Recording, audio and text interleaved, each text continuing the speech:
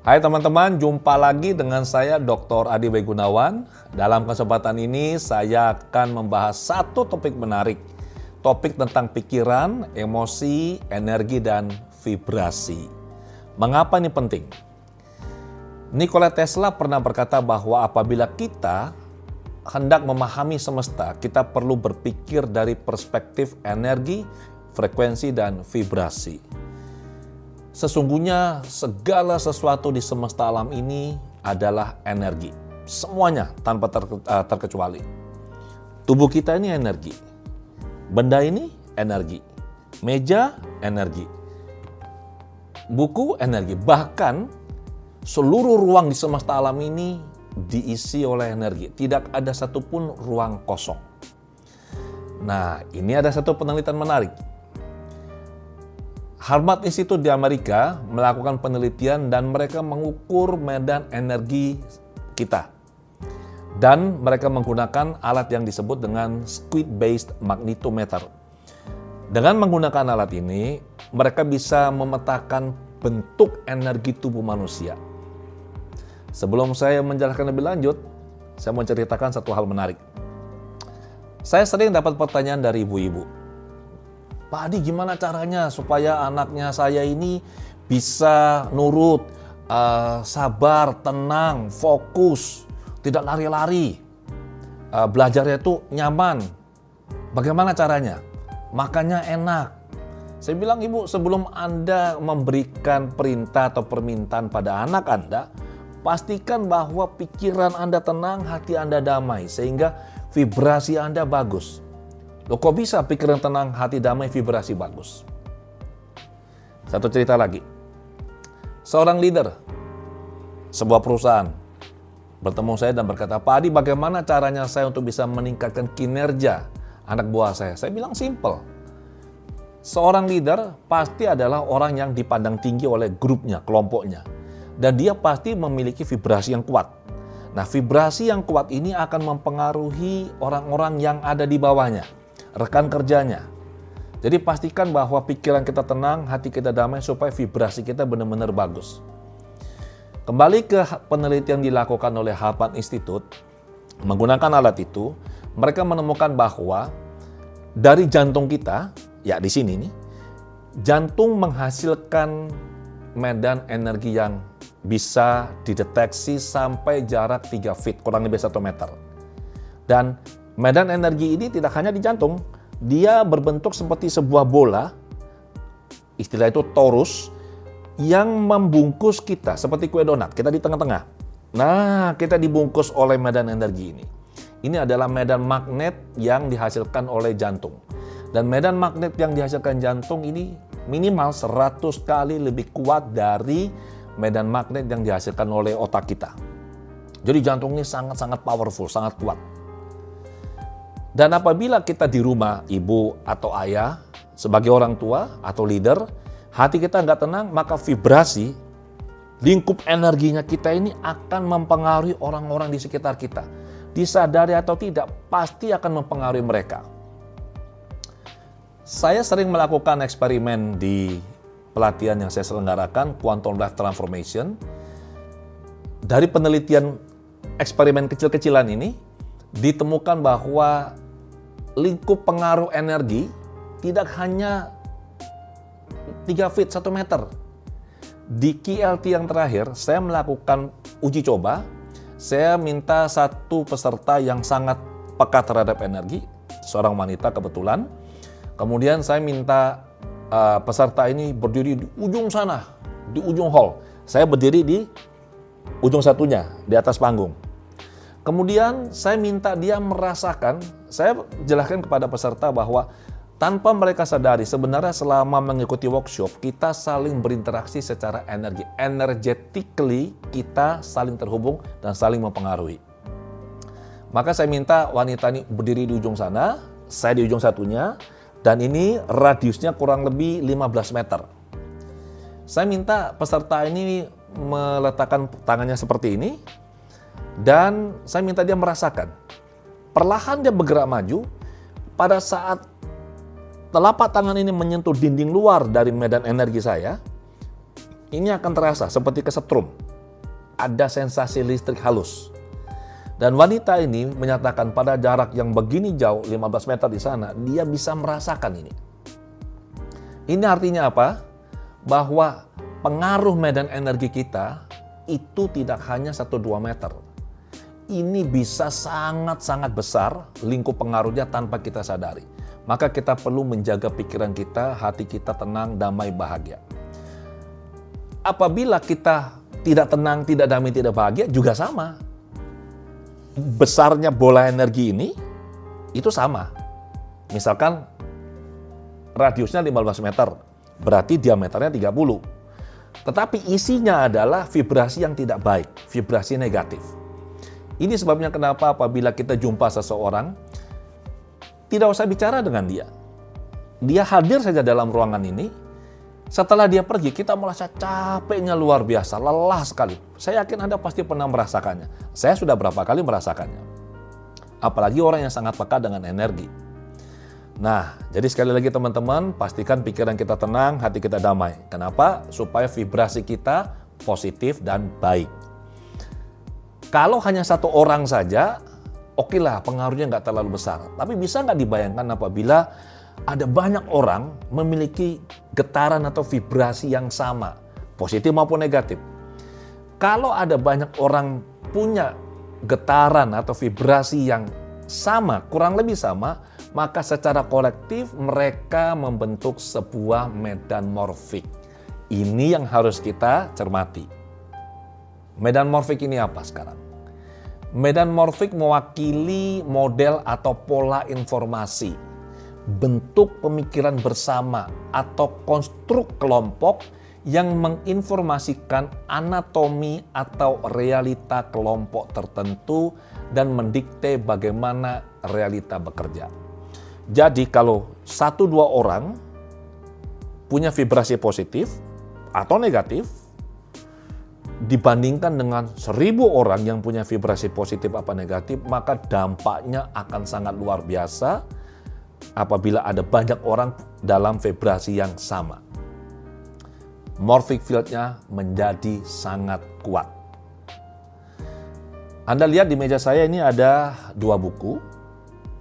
Ini sengaja saya akan tunjukkan pada Anda. Yang ini, yang putih ini adalah abstrak dan ringkasan disertasi dari David Hawkins, MD, PhD. Ini saya beli dari beliau. Judulnya adalah Qualitative and Quantitative Analysis and Calibrations of the Level of Human Consciousness. Ini, ringkasan ini berisi hasil penelitian beliau. Penelitian disertasi. Dari hasil penelitian ini ditulis ke dalam buku. Ini bukunya. Anda perlu baca buku ini buku sangat menarik ya. Judulnya adalah Power versus Force, The Hidden Determinants of Human Behavior. Yang juga sangat menarik teman-teman, di halaman 68 dan 69, David Hawkins membeberkan tentang Map of Consciousness atau peta kesadaran. Nah, apa sih peta kesadaran ini? Peta kesadaran adalah sebuah pengelompokan emosi. David Hawkins mengelompokkan emosi-emosi dan diberi suatu angka. Jadi emosi A berapa dayanya, energinya. Emosi B berapa dayanya atau energinya. Peta kesadaran seperti ini. Bermula dari courage, itu 10 pangkat 200, kemudian naik terus, neutrality dan seterusnya, sampai 10 pangkat 700 yang disebut dengan enlightenment atau pencerahan. Turun dari courage 10 pangkat 200, itu ada pride, energinya 10 pangkat 175. Saya akan terangkan nanti dalam bahasa Indonesia.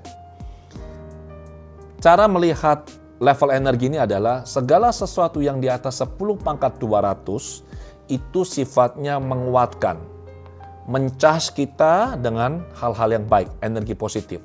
Dan segala sesuatu yang di bawah 10 pangkat 200 itu sifatnya menghabiskan energi kita. draining, membuat kita lemah, membuat kita tidak bertenaga. Courage atau berani 10 pangkat 200. Emosinya apa? Penegasan atau dukungan akan sesuatu. Netral 10 pangkat 250. Ini sebenarnya adalah pasrah. Kita tidak terikat pada sesuatu. Kemauan 10 pangkat 310. Emosinya optimisme. Naik lagi penerimaan 10 pangkat 350. Lebih tinggi lagi berpikir 10 pangkat 400. Cinta 10 pangkat 500. Ada rasa hormat yang mendalam. Kemudian bahagia 10 pangkat 540. Tenang dan hening. Damai 10 pangkat 600. Kebahagiaan yang luar biasa. Dan pencerahan 10 pangkat 700 sampai 10 pangkat 1000. Emosinya tak terlukiskan. Teman-teman perlu pahami bahwa ini eksponensial. 10 pangkat sekian. 10 pangkat 1 artinya 10. 10 pangkat 2 artinya 10 kali 10 sama dengan 100. 10 pangkat 3, 10 kali 10 kali 10 sama dengan 1000. Jadi ini luar biasa sekali. Sekarang kita lihat yang di bawah berani, di bawah 10 pangkat 200. Di bawah berani ada bangga. 10 pangkat 175. Ingat ya, segala sesuatu yang di bawah 10 pangkat 200 sifatnya drain, menghabiskan energi kita. Membuat kita lemah, membuat kita tidak berdaya. Bangga 10 pangkat 175 emosinya adalah menghina atau merendahkan sesuatu atau orang lain. Di bawahnya lagi ada marah 10 pangkat 150. Emosinya benci, dendam. Di bawahnya lagi ada keinginan 10 pangkat 125. Emosinya hasrat, keinginan yang kuat akan sesuatu. Di bawah lagi ada takut 10 pangkat 100. Ini termasuk khawatir, cemas sesuatu yang akan terjadi. Di bawahnya lagi kesedihan mendalam 10 pangkat 75. Menyesali sesuatu yang telah terjadi. Lebih rendah lagi energinya putus asa atau apatis 10 pangkat 50. Nah ini yang orang kali sering salah. Mereka mengatakan, ya saya pasrah, sudah saya nerima. Sebenarnya mereka tidak pasrah atau tidak nerima. Mereka putus asa. Orang yang benar-benar bisa pasrah dan nerima, itu energinya sangat bagus. Di level 10, di atas 10 pangkat 200, di netralitas. Tapi kalau orang yang bilang, saya pasrah saja, nerima. Padahal sebenarnya emosi negatif yang mereka rasakan, maka mereka sebenarnya ada dalam kelompok level 10 pangkat 50, yaitu putus asa. Perasaan tidak ada harapan lagi. Lebih rendah lagi adalah rasa bersalah di 10 pangkat 30. Ini menyalahkan orang lain atau menyalahkan lingkungan. Dan yang paling rendah, satu strip di atas kematian adalah rasa malu. Ini 10 pangkat 20. Yaitu perasaan atau keadaan berkurangnya harga diri, martabat atau rasa bangga.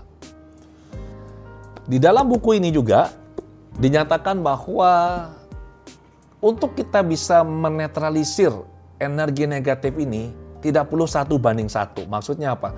Tidak perlu kalau ada satu orang yang level energinya 10 pangkat 150 misalkan, tidak perlu harus dinetralisir oleh satu orang dengan energinya 10 pangkat 300. Tidak seperti itu cara berhitungnya. Karena ini energinya sifatnya eksponensial. Hawkins menyatakan bahwa, ini berita baik buat kita, satu individu di level 700, energinya, vibrasinya mampu menetralisir, mengimbangi, counterbalance 70 juta individu di bawah level 200. Level 700 ini apa? Tercerahkan, kesadaran murni.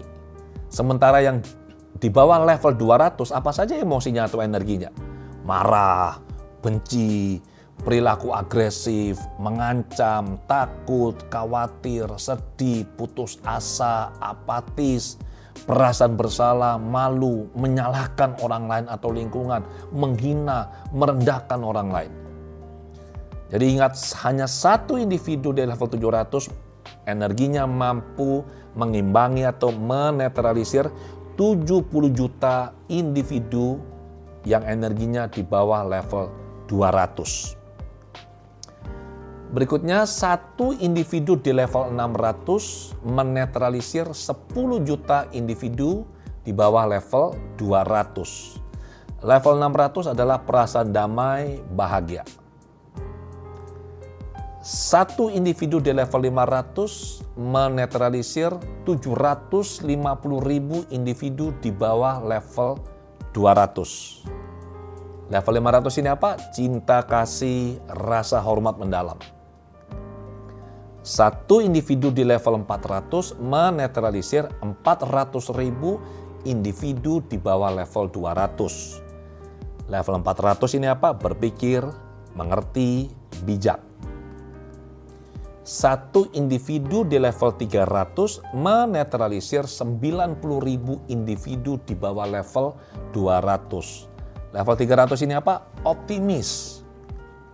Jadi teman-teman jelas sekarang ya, bahwa sangat penting bagi kita untuk bisa menjaga pikiran kita tenang, hati kita damai, bahagia. Karena vibrasi kita ini akan membentuk vibrasi kolektif dan ini bisa untuk mengimbangi atau menetralisir vibrasi negatif yang sekarang ada atau marak terjadi di masyarakat. Kita bisa melakukan ini bersama-sama.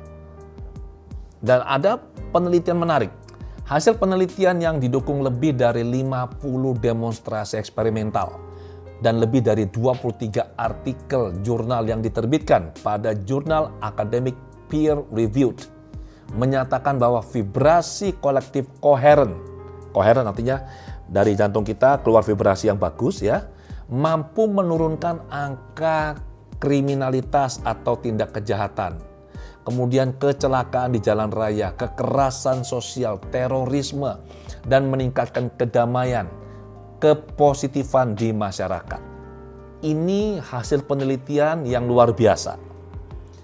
Apapun yang kita pikirkan atau kita rasakan, ada vibrasinya dan berpengaruh terhadap orang di sekitar kita.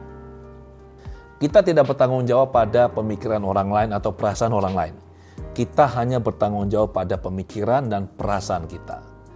Pada vibrasi diri kita. Yang bisa kita lakukan adalah, saran saya teman-teman, nomor 1, berhenti membaca berita-berita negatif.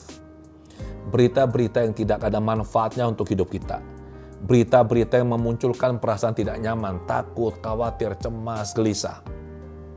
Ini nggak ada gunanya buat kita dan hanya memunculkan vibrasi-vibrasi negatif. Kemudian, baca berita-berita positif. Nonton video atau film-film yang menghibur, yang lucu. Berhenti menyebar informasi negatif, sebarlah berita-berita positif saja yang bisa membangkitkan optimisme. Kemudian posting berita-berita yang baik di media sosial, di grup percakapan, WhatsApp, Telegram, atau di jalur yang lain. Jadi teman-teman, pastikan Anda memperhatikan benar apa yang Anda pikirkan, apa yang Anda rasakan, karena apapun yang Anda pikirkan dan rasakan ini disadari atau tidak hanya mempengaruhi diri Anda, tetapi juga mempengaruhi orang di sekitar Anda, dan secara kolektif akan berpengaruh sangat besar bagi masyarakat. Demikian penjelasan saya, sampai jumpa di lain kesempatan.